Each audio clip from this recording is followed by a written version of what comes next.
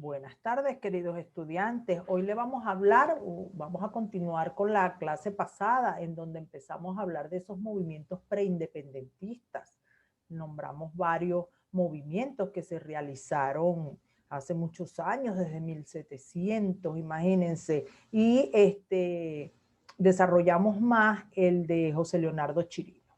Hoy vamos a desarrollar la conspiración de Gual y España y las expediciones de Francisco de Miranda.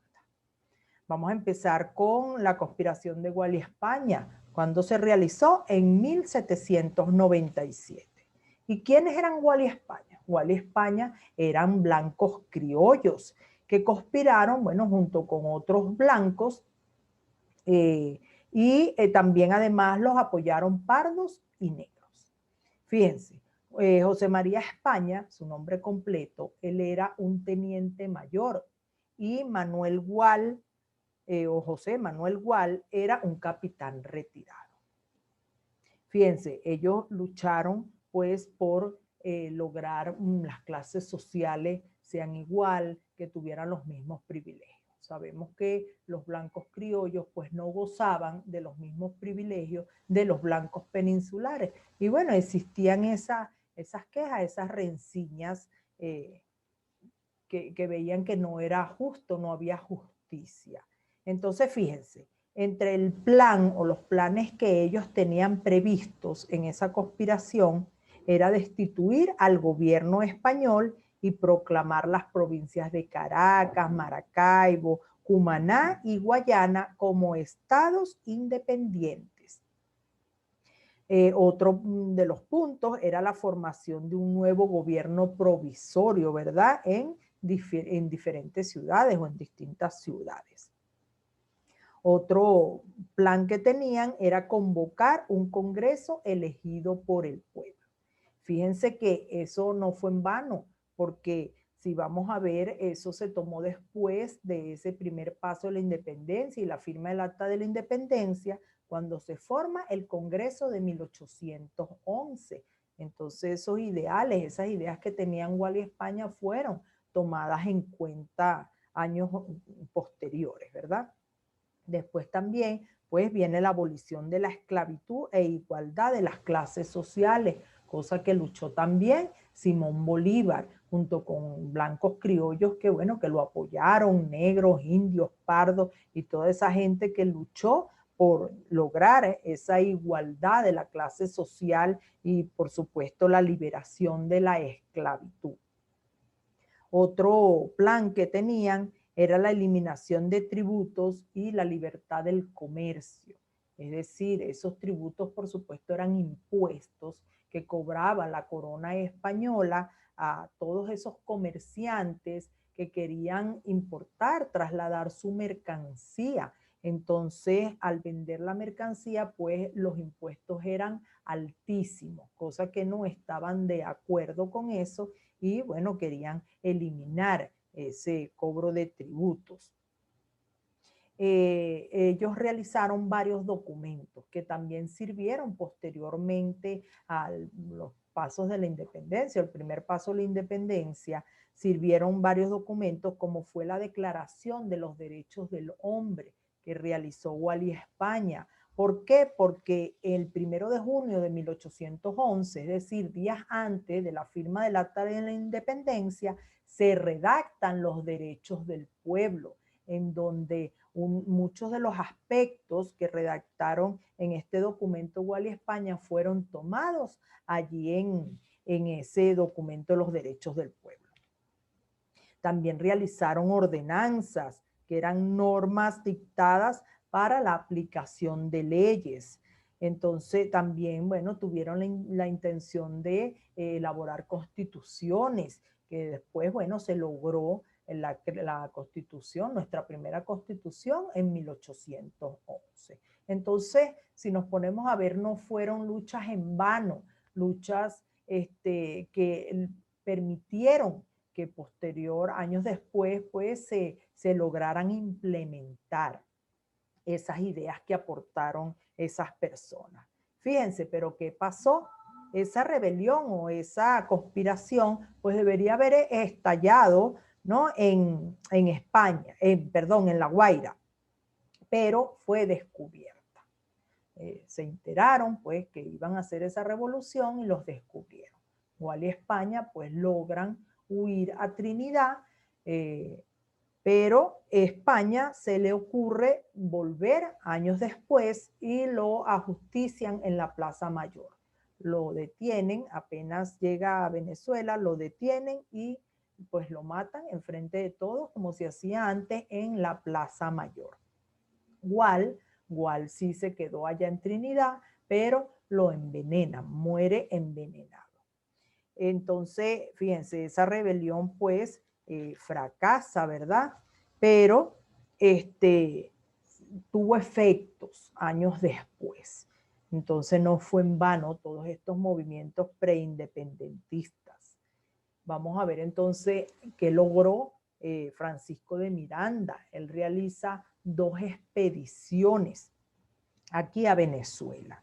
Fíjense, él actuó también en la Guerra de Independencia de Estados Unidos y en la Revolución Francesa. Era una persona ya con experiencia, ¿verdad? En esta parte de la independencia. Y bueno, él quería lograr la independencia de su país, donde había nacido, porque él era un caraqueño, pero pertenecía a la clase de los criollos, a los blancos criollos, pues sus padres eran comerciantes. Entonces, él también vio de su experiencia propia, pues, esas diferencias de las razas, ¿verdad? Donde, pues, no tenían los mismos privilegios que tenían los blancos peninsulares.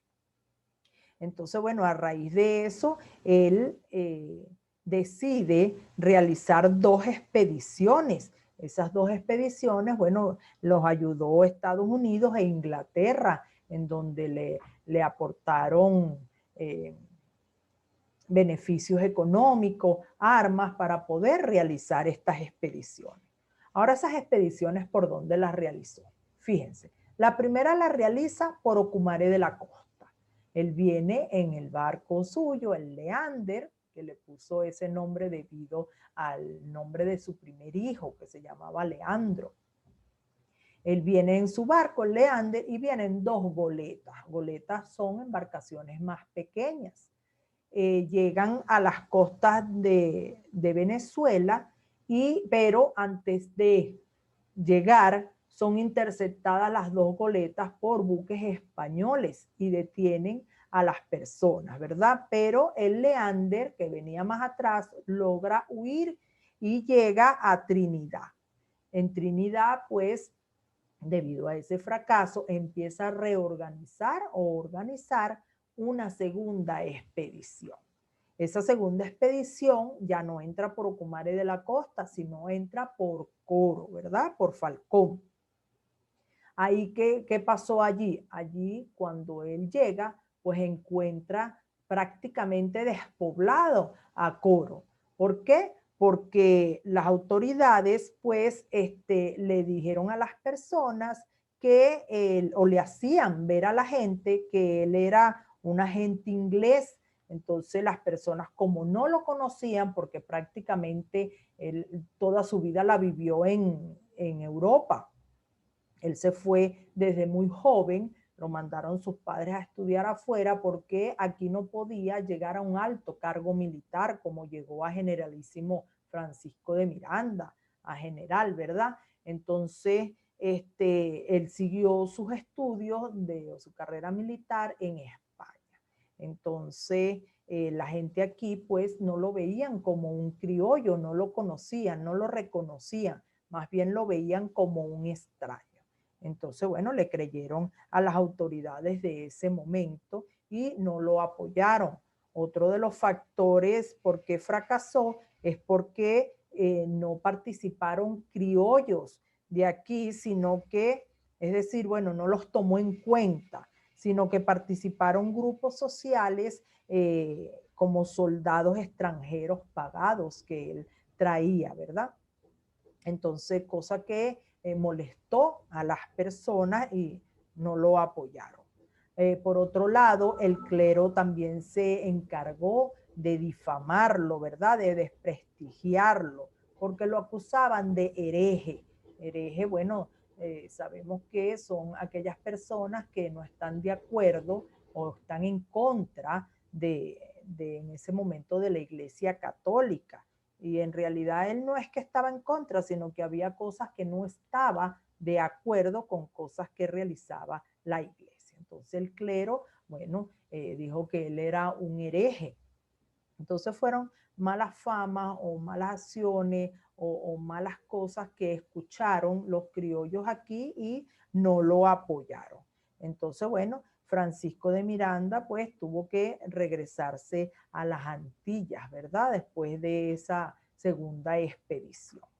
Pero bueno, también le sirvió muchísimo a Miranda porque después fíjense que él participó en la Sociedad Patriótica, llegó a ser el presidente en la Sociedad Patriótica, gracias bueno, a todas esas hazañas de que participó en la Guerra de Estados Unidos, en la Revolución Francesa, que hizo esos dos intentos con las expediciones, ¿verdad? Por lograr la libertad de los venezolanos. Bueno, Simón Bolívar lo contactó, lo buscó y le dijo que viniera pues a luchar en el proceso independentista. Entonces él logró estar en ese proceso de 1810 hasta 1811. Como le dije anteriormente, pues logró ser hasta el presidente de la Sociedad Patriótica.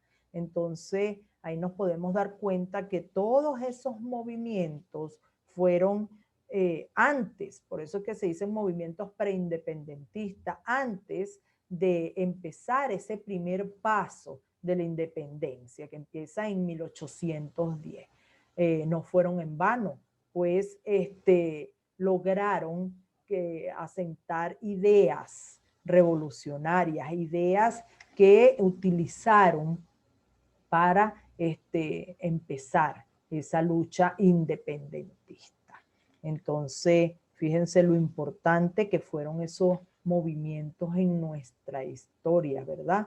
Aunque no lograron lo que pensaban ellos lograr en esas fechas, pero sí, bueno, dieron como el impulso, ¿verdad? Ideas para que posterior se lograra la independencia. Bueno, nos vemos la próxima clase, chicos.